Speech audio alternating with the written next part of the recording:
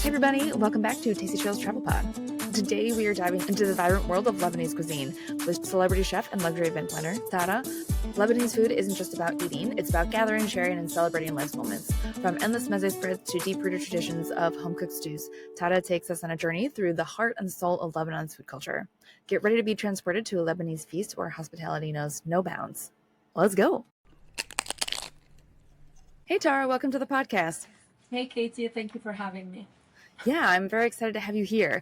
Can you start by introducing yourself? Can you tell people where you're from, what you do, who you are? Yes, my name is Tara. I'm from Lebanon. I live in New York. I'm originally, a chef by trade, and I now own a catering and luxury events company called Maison Tara. Awesome. And so, yeah, let's start with an introduction to Lebanese food. Is it a country that's, you eat to live or you live to eat kind of thing? I think the Lebanese food culture goes way beyond the food itself, and it's more like a way of life and a way of receiving. And, it's sort of what I've built my whole business around is like, when you go to a Lebanese restaurant or to a Lebanese household, you really feel like, it's a feast. It goes way above the food. And for us, food is one of the main joys of life. I think when you're invited to a Lebanese household or traditional Lebanese restaurant, you know what time you're arriving, but you don't know what time you're leaving. Like it's like, we meet there at 2 and we'll still be at the table at 7:30 p.m. It's very normal. It's never ending. And I think it's something that's very specific to the culture of wanting to share, the generosity and abundance of the people and the country itself. I love that. And I love cultures where you just kind of sit around and talk and it just becomes like food, just dinner even becomes like a social event and kind of a love language in and of itself. I think that's really, really special. Do you have like a go-to Lebanese dish that's your favorite to eat? It depends which grandma is making a dish. With like my maternal grandma, it's mlokhia, so it's like a dish that's made with like greens. It's not colored greens, it's like jute greens. You don't find them everywhere. And it's like in a rich stock with chicken and meat, and you serve it with rice. And with my paternal grandma, it's rice that's cooked with like it's the neck of the lamb, and they cook it really slowly. It's really, really good. But in terms of like cooking a dish, I think the dish that I cook the best is a yogurt-based dish. And it's a warm yogurt with rice, and it's served with like little dumplings that have meat inside. And then I'll blend two dishes together. So I'll do like pearl onions that I slow cook, and they're like a bit sweet. And then I'll do like lamb that I slow cook for like 12 hours in it. And I cook the rice with the stock of the lamb that gives it an amazing flavor. Like this is the dish when my friends come to my house. They're like, even the moms, like you have to know in Lebanon, like the moms are really proud of the recipes. They'll sit down and they'll be like, Tara has like a special flair. Like nobody does it like her. And it's because I was talking about this earlier with my team. It's because I really like, I'll take something I learned in French cuisine or that I tasted in Mexico and whatever, and I'll find a way to enhance the dish. And I think that's why I love food. If you look at how people eat, you understand everything about their past, their struggles, their triumphs. Like there's a reason why Western diets are mainly protein, and why like Eastern diets, Middle East, protein is used more as a flavoring item, and it's more a focus on vegetables and everything. It has everything to do with like the agriculture, the terrain, how people used to travel. Like, in Western, like in the US, people used to move with cattle. They wouldn't stay in one place long enough to have the vegetable grow because they were exploring the land. In the Middle East and Asia, people for generations stayed in the same place. So you have like the trees that give you the same crops every year, and then the meat would be occasional. So it was used as a flavoring object, as a flavoring item. In Western diet, they would have the cattle slaughter, the cattle eat meat. Everything else was like side things. Yeah. So it's really Wow. interesting, and it's something that I learned. I did like anthropology of food, everything. I like to go really deep into subject because I think, things have to have a meaning. Like for me, I don't just cook to cook and serve food. Like, no. Yeah, well, and having a better understanding of where stuff comes from also helps you understand the food and the culture better itself, which helps, I think, present it better as well. Is that where your love of cooking comes from? I mean, obviously the culture in general, but like your grandparents and your parents? Yeah, I definitely think my love for food comes from my family, the way we host, the way we like everything for us. My grandma's house to this day, she's 93 years old, and she's like, it's always open. Like whoever wants to come at any moment, there's food, there's drinks. It's an open house. And I think it's something that, like with my clients, that's how I like them to feel. Like at home, anything goes. We're always here. We're always by your side. It's really, really important to me. Yeah, I love that. Can you talk about Lebanese food? I think what's really interesting about the Lebanon, if you're looking at the food, is that you have two very different categories of food. So you have the food that you get in a restaurant, which is the mezze, which is a lot of the very small dishes. So it's usually a three-course meal. So the first one is, all of the salads and the cold appetizers. The second one is, the main courses and the warm appetizer. And then the third one is the dessert. And then you have the food at home that has nothing to do with that. That's mostly like, the cooked food, the stews, the food that the grandmas make. So it's sort of like a country that has two very distinctive cuisines embedded in it, which is very specific to Lebanon, which I haven't seen a lot in other cultures. Oh, that's interesting. So like when you go to a Lebanese restaurant, it like you're not getting any of the generally you're not getting any of the home cooked stuff. Exactly. Exactly. Oh. So it's like when you go to the restaurant, it's a lot of shared small dishes. It's going to be like 50 or 60 dishes. And when you go to someone's house, it's usually, most of the dishes are stews. They're mostly served with rice. And you either have like, vegetarian stews or they have meat in them. And then you have the more complex dishes where, the rice is cooked in a broth in of itself with like chicken or lamb or something like that for like bigger occasions. Do you know why that is? Like why the separation? I think home is more like comfort food. It's dishes that were stewed for a really long time and that can be eaten, at any moment. And in restaurants, if you were to cook at home like in a restaurant, you would be cooking all day, every day because you're preparing like 60 dishes. And I think in Oh. general, the Lebanese way of life, like when you go to a restaurant where you have so many dishes, it's mostly because we don't like our guests to feel excluded. So I think like, when you go to a restaurant and you have 60 dishes, it's so that you don't ask what the dietary restrictions are because there is something for every single person. If you don't eat fish, there's meat. If you don't eat meat, there's Hmm. vegetarian. We even have like a wide variety of dishes that are vegan to begin with. So we don't have to, we don't like to feel our guests to feel singled out in a bad way. That's why when you go to a Lebanese household, even if you go and you're four people for dinner, the host will make three or four dishes. It's not going to be just one. Oh wow. Where Okay. Oh, we're, that's it's not like it's a casual culture in terms of like everything feels effortless, but we're not casual people. Like for us, hosting is really important and we care about our guests and it's something that, we show through the food.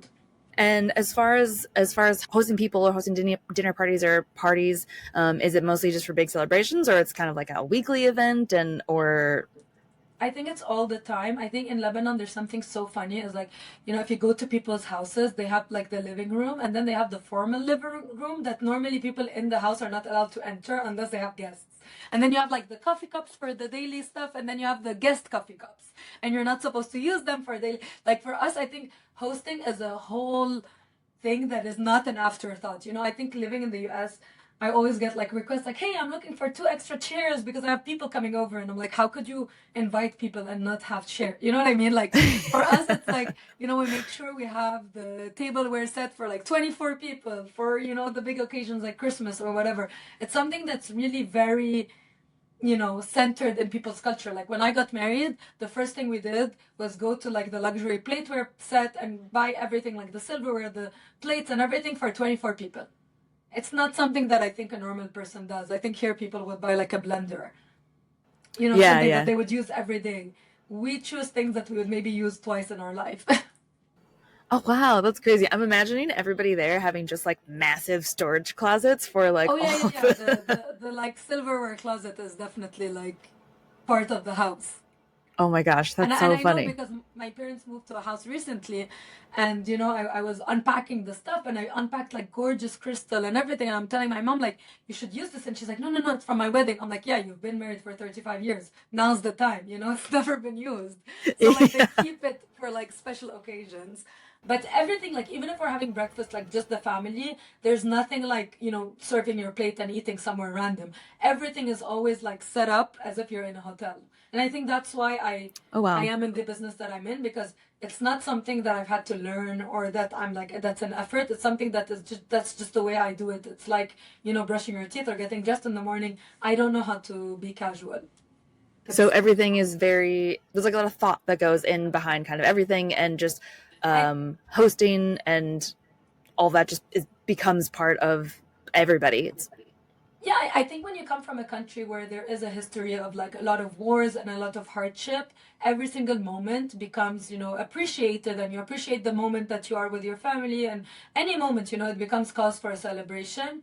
And I think that tends to happen in cultures where there wasn't a lot to look forward to, or you're trying to avoid something. I think it's kind of like a coping mechanism to always make things pretty so that you don't face the difficult things that are going on around you. Oh, that's really interesting. And I mean, it absolutely makes a ton of sense and is probably just a good lesson even when there isn't stuff like that going on, to just make sure that you're, savoring the moment. And nowadays, even with just kind of being, I don't know, I feel like my focus is always on other stuff, and sometimes I'll have to, like, I'll have to watch like TV while I'm eating, or like be on my phone or something like that. And so to be able to just like appreciate the moment and appreciate the food and kind of celebrate the everyday things like eating, I think is really nice. And do you feel that like that carries on, today as well?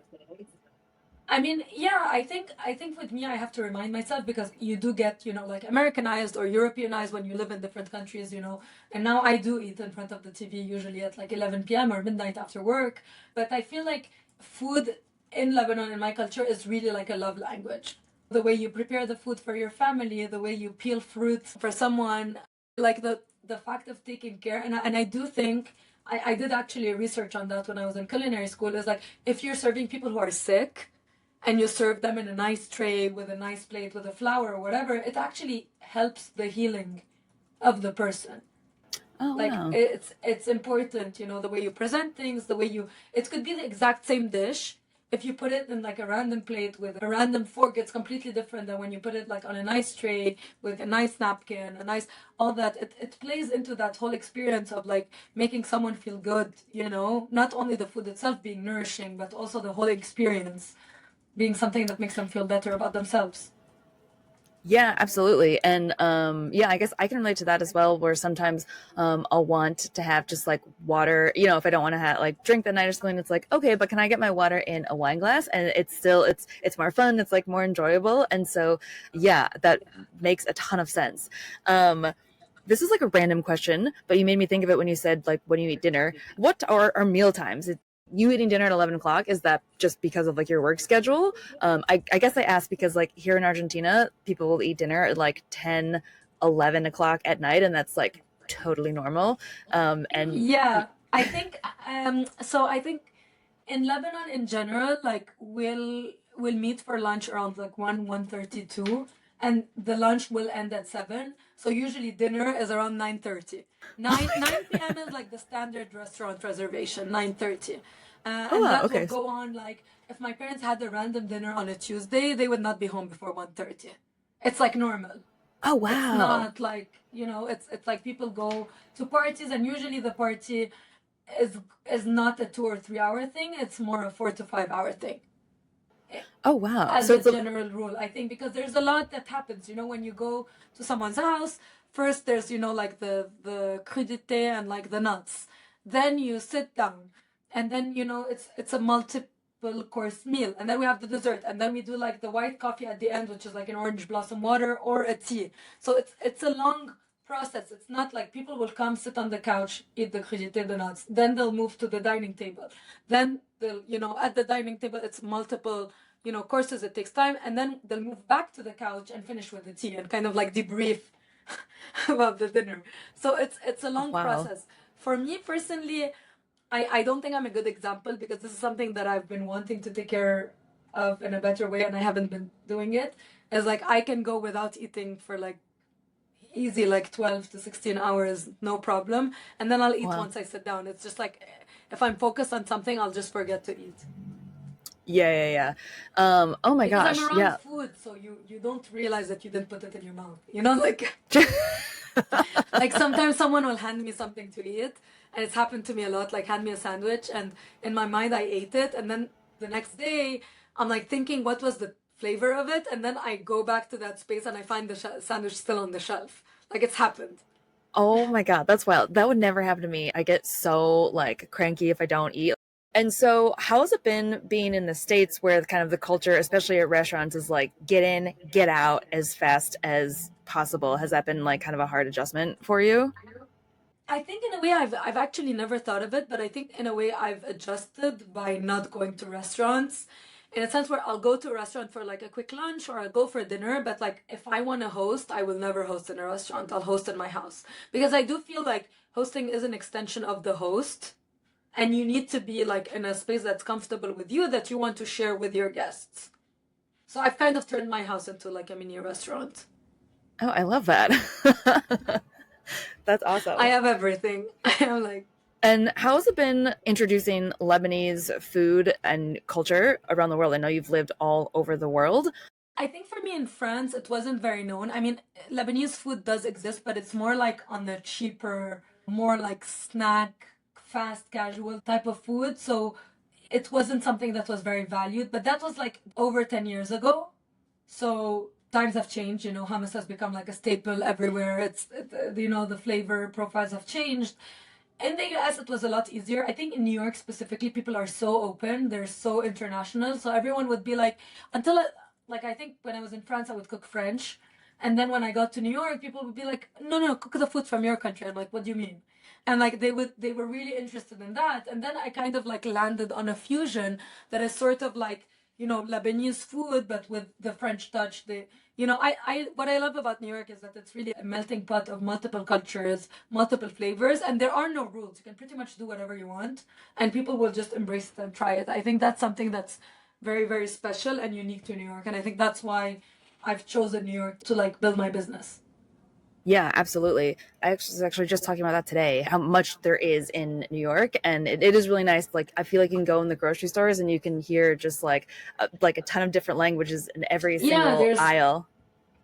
there's every single what I like about New York is that it is a melting pot, but in a way it's a melting pot that has respected people's ethnicities. Like you can be 100% yourself in New York, and you can reinvent yourself, and it's not like as opposed to Paris or France. I feel like you need to assimilate the culture a lot to be accepted.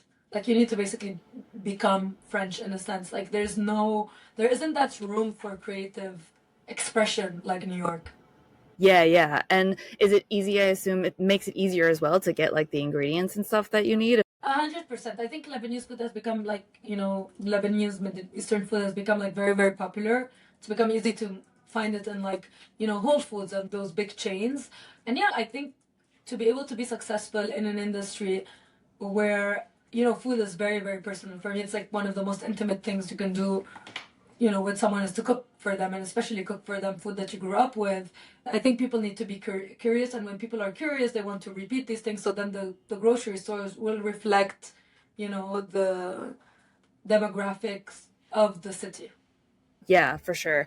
And I know you've done a few really cool stints on TV, like Top Chef France. You were the first Middle Eastern chef on Top Chef France, and you did you won chopped episodes and stuff, which is really cool. Yeah. Um, how was the reception of Lebanese food? Were you cooking a lot of Lebanese food and kind of trying to, I don't want to say introduce it, but making sure to kind of infuse it with with the different challenges and stuff that you were given? Yeah, I think Top Chef not so much because we didn't have that access to like the ingredients. But I think Chopped again, like in the US, they always made sure that like I had the ingredients that I needed.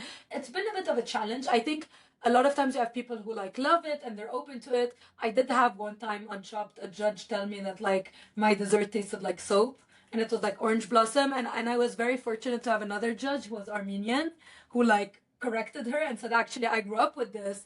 And I think it was so tone deaf and so disrespectful and like borderline mean to say that, because if you're like ignorant enough to not know something about someone's culture, then keep your mouth shut. But it is a risk 100%. that you take. Like for me, I don't think I would be as successful as I am today without the Lebanese, culture, resilience, all that pushed me. The education that we have, that like no matter what happens to you, you keep going, going, going, going. I think that's something that every Lebanese person has ingrained in them. And so it's something that I'm proud of. I never hide it.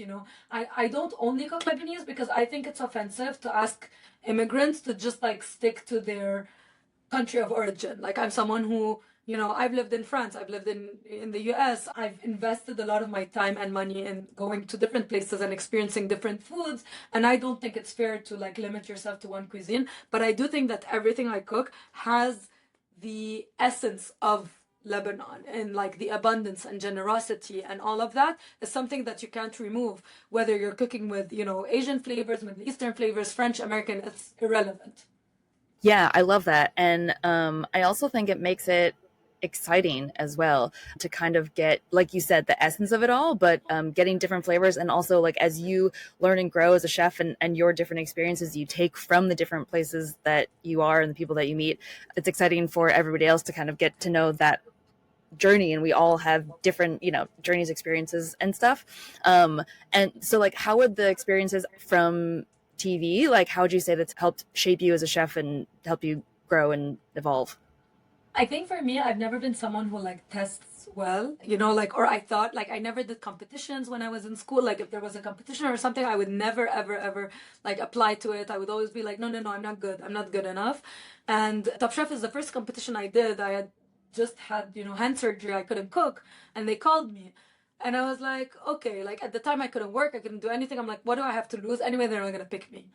And I ended up on Top Chef, and I remember my goal was just to not be kicked out the first. That was it. That was like I didn't want to win. I didn't want to do anything, and I think it kind of pushed me to realize that I was actually good at it, like better than I thought I would be. But also, I'm like always all over the place. It's hard for me to focus on one task. I'm very creative, and I had to like learn different breathing methods to like calm my mind down. Do things that I think pushed me to become a better version of myself.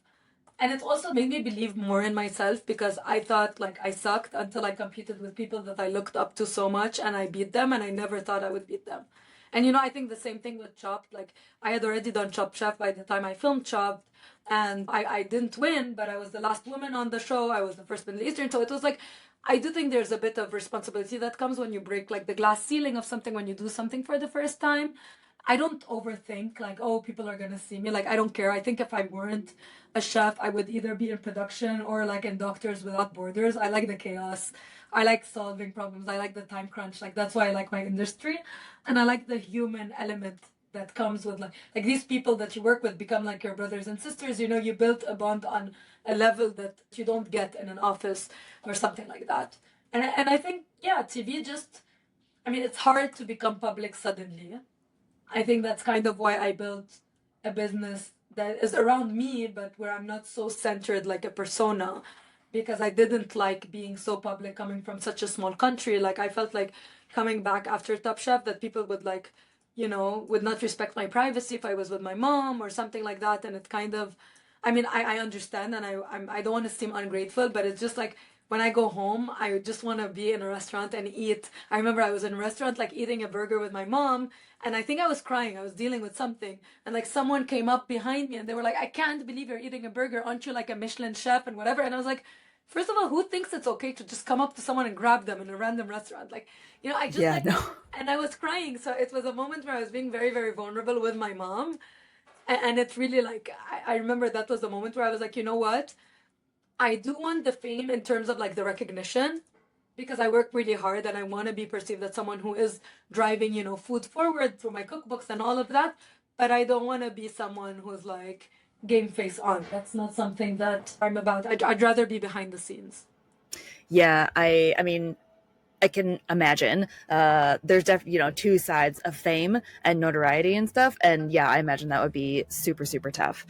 But like, yeah, it's amazing. I think I can't even imagine kind of the like internal growth that one has to have to put yourself through those, not just competition, but to have the world watch you as you're doing it. But yeah, so as far as the event catering, where you are a little bit more behind the scenes, how did that come about? So I think in terms of like events and catering, I've been in New York for 10 years. And when I was doing my master's, I started catering, I started doing events. And I'm someone who like likes to problem solve. And I really, I do what I do because I love people and I love making people happy. Like that's genuinely 100% why I do it. You want to be successful, you want to make money and all of that. But I will like bill my clients like a month late. That's how much I don't care. Like my focus is really like I do it because I enjoy the work so much. And when I was a kid, I didn't know what made me happy. And I realized that, when we were around the table with my grandma, with all of that, these were my happiest memories.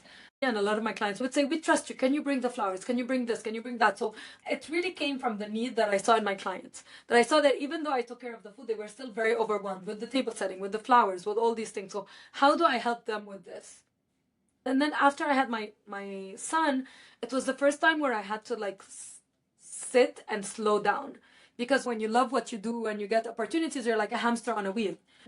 And while I was pregnant, I started thinking about like, okay, I used to travel, I was 2 months in Paris, 2 months in Dubai, a month in the Bahamas, a month in New York. Like it was all over. And with a kid, I didn't want to be the type of mom that just like took my kid out of school all the time. I want to be my mom first and then take care of my business, but they're as important to me. And so I kind of thought, like, from a client point of view, what's the best product I can give my clients? Like, and I was like, okay, we should create a turnkey business that does literally everything. You just give us the date, the number of people, the venue, and we handle everything. We create the whole ecosystem from creation to cleanup, we're it.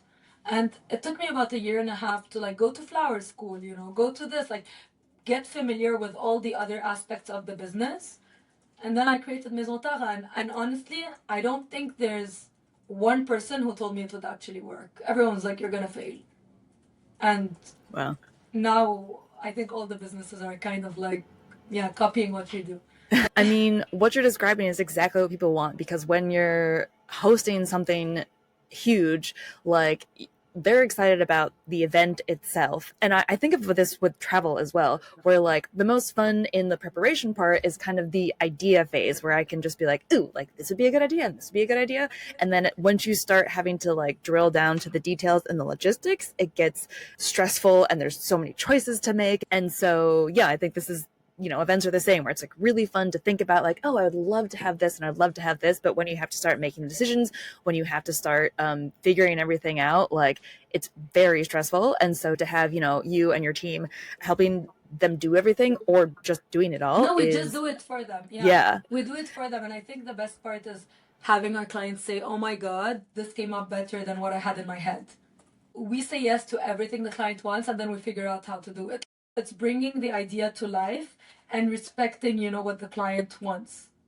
Yeah, well, I was looking at your website, and the photos that you have of some of the past events are so incredible. They're so beautiful. Thank you. And these are all like 2-year old. Like now what we do is crazy. Oh, wow. And that's also incredible that you went to like flower school or floral school to learn like bouquets and everything. I even went to interior design school. I like, I'm always learning, and I think eventually down the line what I would like to do is design hotels, from the food, the couches, everything. Like for me it's really, really important. And then you're deciding the menu and stuff. Is it kind of everything, or is there always a Lebanese component, or it's anything goes as far as food? Anything goes. I think in terms of Lebanese, we always have like a Lebanese touch, like in flavors and stuff. It's normal. But I think it's more the way of life, the abundance, the generosity, these things. That's more what it is. Yeah, that makes sense. And what about the future moving forward? Like, how do you kind of see that everything evolving? We're really establishing a strong aesthetic with events that is like, this like world that feels like it came out of, a snow globe, where like everything's perfect. And something like when I was a kid, I used to go with my aunt to events, and I would just like take in every single moment, and I loved it. It's kind of like a fairy tale that you get to live in for 3 hours, and then you go home and life is normal and it's kind of boring. But like these events are the best. People are dressed perfectly, like the hair, the makeup, the whatever, the food. And so we're creating that aesthetic, and I would like to help women and people in general to know that every day could be a celebration. You don't have to feel special only on your wedding day. Things like that I think are really important. So I would like to take the brand more into people's homes. I feel like luxury and art has become uncomfortable. It's like it's meant to shock and it's meant to this. And for me, it's like the opposite of what it should be. Luxury should be comfort. Luxury should be something that like anticipate the client's needs before they even notice like uncomfortable nature. Like for me, that's true luxury. I don't know, like going and shocking people and dressing like a fucking clown is not, it's just not. Yeah. It's just like being interesting for no reason. Yeah, I for just sure. look at that and I find it like cringe. Yeah, so yeah, I guess it really like just being really thoughtful about it, and Caring. is what it sounds like. I think caring about people, caring about yourself, caring about your time, caring about what you put out into the world is important. And I don't think it's something that goes out of style. Yeah, for sure. I totally agree. Well, Tara, I've taken up so much of your time, so thank you so much. Thank you for having me. There's one question that I like to ask all of my guests that come on, and that would be, what would your last meal be? Oof. What would my last meal be? I mean, if I knew it would be my last meal, I would probably not eat anything because I'd be like depressed. I actually had a project in school on like death row meals, and it's so weird. It has like a weird feeling. But I think my last meal, I don't know. Probably if it's my last meal, it means I'm dying. It would probably be something like McDonald's. It's like already I'm dead. That's maybe the best answer we've gotten so far. Because if I know I'm dying and I'm gonna have a last meal, I'm gonna have to want like time to do something else. So I'll just get McDonald's. They do have French fries. Okay, that's funny. That's an interesting logic behind it. I like that. That's so funny. Okay, well, can you tell everybody how to find you, connect with you? I know you've got cookbooks out as well, and for events or for anything, how can people find you? Yeah, so my Instagram is Tara Khattar official. Our business is Maison Tara, so our website is maisontara.co. Instagram is the same. And yeah, you can reach out on Instagram, on the website. Thank you so much for having us. And yeah, it's been a fun chat. Yeah, no, thank you so much for coming on. I really appreciate it. I love how Lebanese food isn't just about flavors, it's about connection, generosity, and making every meal feel like a special occasion. If you're inspired to bring a bit of that Lebanese hospitality into your home, be sure to check out Tara's work. It's all linked below. And as always, if you enjoyed the episode, don't forget to subscribe, leave a review, and share it with a fellow foodie or traveler. Until next week, bye! If you enjoyed today's episode, don't forget to subscribe to the newsletter for exclusive travel tips, recipes, and insider info on all the destinations that we cover. Sign up using the link in the show notes or on the website to keep exploring the world together. See you next time. Bye.